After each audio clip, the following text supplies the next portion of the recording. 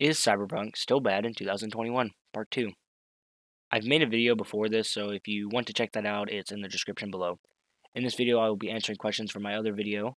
The first question is, what has been updated since its release a year ago? A number of things have been updated since its release. For example, there was a glitch where the map wouldn't load in when you were doing this side quest called Burning Desire, where you would help a guy that has burnt his male part. There was also a glitch where an important side character named Dum Dum would be invisible, making it impossible to do that side quest. But since then, CD Projekt Red has fixed these bugs and many more.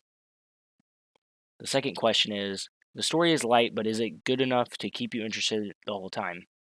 My answer to that would be yes and no, because most missions are pretty boring, but trying to understand the story behind the missions is what makes it interesting.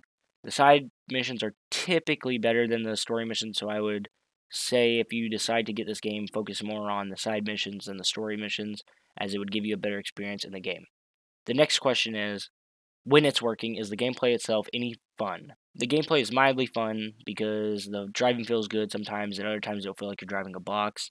The shooting is probably the best thing in the game because the animations with the gun feel really good when playing, and the gun noises sound really, really good with headphones. But sometimes when you pull out your gun, it can be invisible, which kind of ruins the immersion. The next question I'll be answering is, are the weapons, perks, and upgrades fun to use and keep you engaged in wanting to want more? The weapons are really cool in Cyberpunk and are probably the best thing in the game. Perks give you tons of bonuses, which can improve your gameplay when playing, and the weapon upgrades aren't really necessary as they don't really add much gameplay wise. So I would say yes, it can in some cases engage you in wanting to unlock more of the upgrades, perks, and weapons.